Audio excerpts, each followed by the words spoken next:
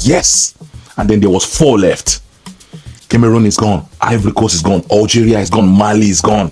And now all is left is Pot A. I told you guys, the African big boys are yet to rumble. With the flair, with the skills, with the heritage, the prestige, they are showcasing it all. Africa has taken the center stage of football, and we are watching it live. You do not want to miss this conversation. You do not want to miss this action. Join me. Let's have this conversation. Let's go. Welcome to Football Madness. Remember to like, remember to subscribe, remember to share this. Now let's go have some fun. Let's go. Back again to another episode of Afcon review and preview show. We are back for another dynamic, another transcending, another fantastic episode. The games are getting tougher and tougher, but guess what? It comes with the primetime entertainment. Are you not entertained? So many games, so many action, so many things happening. Afcon has got it all. Both on and off the pitch, the conversation keep going on. Mali took on Senegal. Senegal played that game. They did everything they have to do. They won that game 1-0. Mali finally failed to score, and that affected them in that game. They finally ran out of luck. I told you this team is a cunning team. It's a tricky team. They've been drawing. They drew 4 games in the tournament. The 5th one, they lost because they couldn't score. They ran out of luck, finally. I knew that was coming. Kudos to Senegal. Senegal moved on to the semi-final. And then we saw Cameroon versus Morocco. Morocco played a different type of game. They crowded the midfield. They made sure Cameroon did not have anywhere to play the game. They made sure Cameroon was not comfortable. They were physical. They were dominant. And then they won that game 2-0. I was disappointed in the gameplay of Cameroon that day. Cameroon did not show up. They did not deliver. They did not hold their own end of the bargain. But now they are gone. Cameroon, next time you guys should have showed up and showed out. That was a game that had an opportunity for you guys to win, but you guys did not show up on that particular day. Kudos to Morocco. Morocco did exactly what they have to do. They pick up maximum 3 points and then they move on to the next round. Simple. Winners go on, losers go home. So unfortunately for Cameroon. And then we saw Algeria versus Nigeria. That was an interesting match. That was an entertaining match. That match was everything I wanted. I enjoyed every minute, every second of that game. Nigeria took Algeria to footballing school and schooled them out of the park. The report reaching me right now is telling me that Algeria is still in Morocco, complaining to everyone that will listen. CAF, VAR, referee, they are just there complaining, ranting and ranting and ranting. But someone needs to tell them it's time to go home. Get on the plane and go home. It's okay. In the next 2 years, you can come back again and try. Better luck next time. Egypt, on the other hand, man, Egypt versus Ivory Coast, that game surprised me.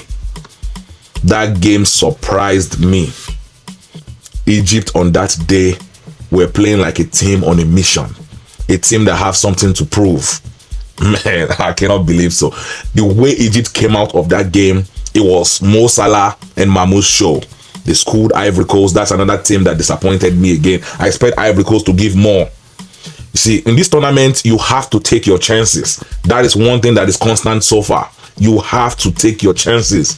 When you keep missing chances upon chances, all you are doing is setting yourself up for failure, because once your opponent gets their own chance and they bury it, now you are chasing the game. And that was the story of Ivory Coast against Egypt. When the game started, Ivory Coast had their chances. They kept missing and missing. Egypt had their chance. Egypt took their chance. And from there on, Egypt ride the wave. That's it. Egypt went all the way to have 3-1 lead over Ivory Coast. And Ivory Coast was chasing the game the entire time. They chased the entire game. At no point did Ivory Coast ever had a lead in that game. And they were just chasing and chasing and chasing till the time ran out. So now going forward into the semi-final. The first game we have is Senegal versus Egypt. This is Sadio Mane versus Mohamed Salah. Man, we've seen this story before so many times in recent years. The last time Senegal, the only Afcon Senegal won was against Egypt in the final a couple of years ago. That was an interesting watch. I think that went to a penalty shootout, because games like this is not easy. In this semi-final round, I think we are going to see penalty shootout in this semi-final round. I don't think it's going to be easy. I think both teams is going to give it all. Both teams are there to win it. This is the big boys. there is only top teams left.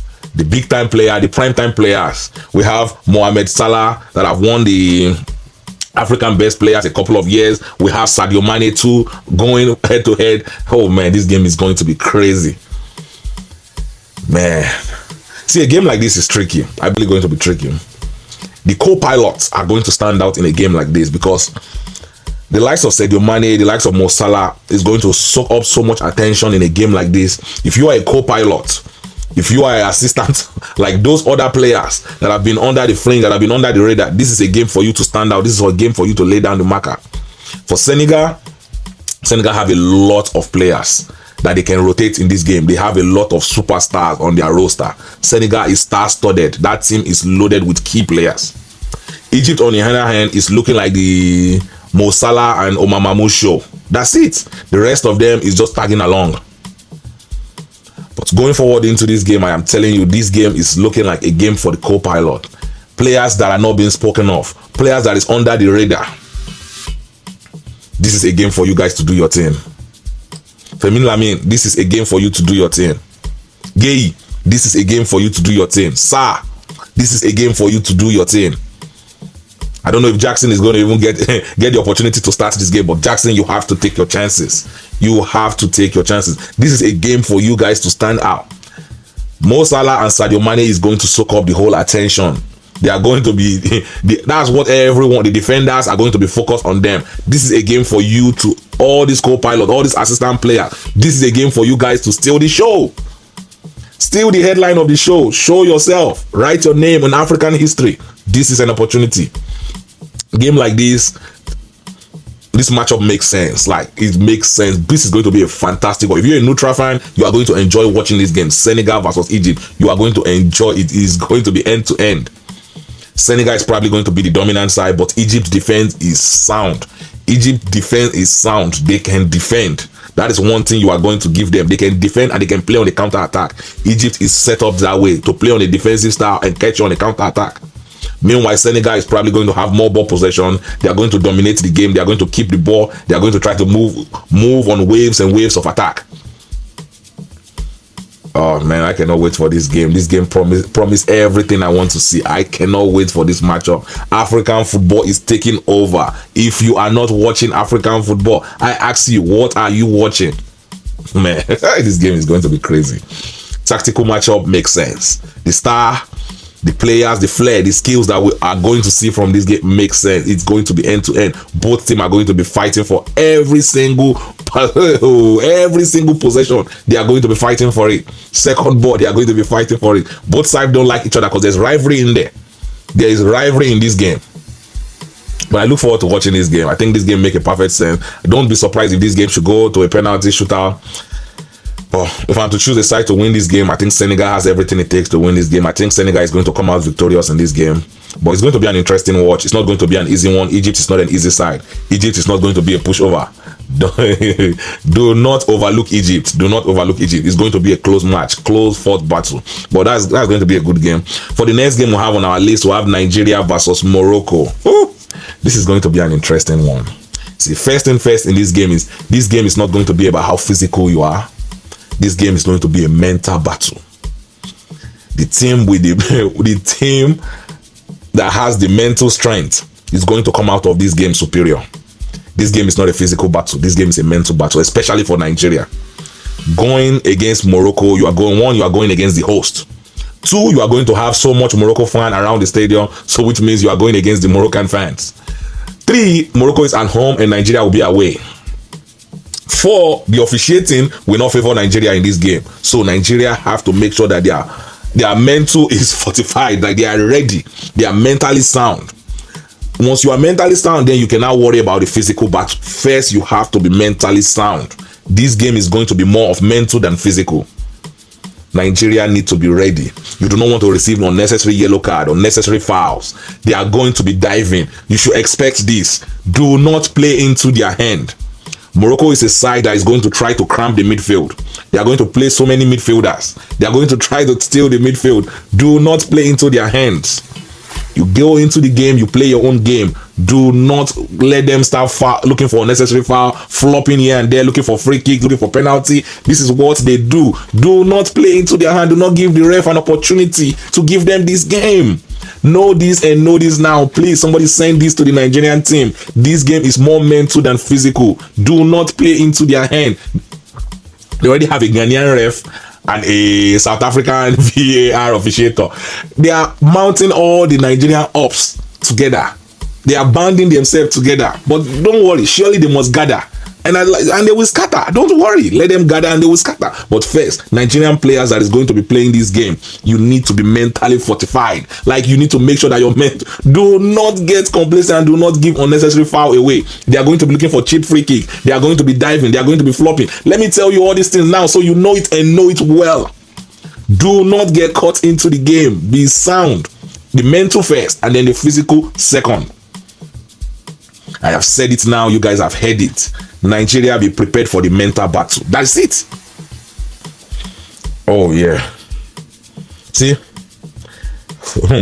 in this game, tactically, Nigeria need to make sure that they are not fouling Diaz. Do not give him all those flopping foul that he's looking for. And Nigeria need to do it, like you see, they need to do a good job in double teaming players. Whenever Diaz have the ball, if he beats the first man, the second player have to make sure they are close back to recover the ball. You cannot give him enough space to beat a player. Of course, is most likely going to beat the first man. But the second man has to make sure that they do not get complacent and they are always close by whenever Diaz got the ball. Do not let Diaz be facing everybody one-on-one and give him space behind the defense. He is going to take that space and he is going to dribble the first defender. In most occasions, he is going. So that battle between the fullback and Diaz is going to be paramount in this game. You have to make sure that he is shut out. If you are going to lose the battle, hey, just go ahead and tell your coach so they can make plans, because you have to have plan for Diaz. In short, just have plan for Diaz. Nigerian coach, you need to have a plan for Diaz. You need to have a plan for Diaz. That's it. Have a plan for him. He is going to be the man that is going to cause problem for that is going to try to cause problem for that Nigeria defense. Make sure there is a plan for him. Someone has to be having an eye on him at all times. At all times, somebody have to have an eye on him. That is something that is going to stand out in this game. You have to make sure that whenever he takes his first touch, he feels pressure, he feels contact.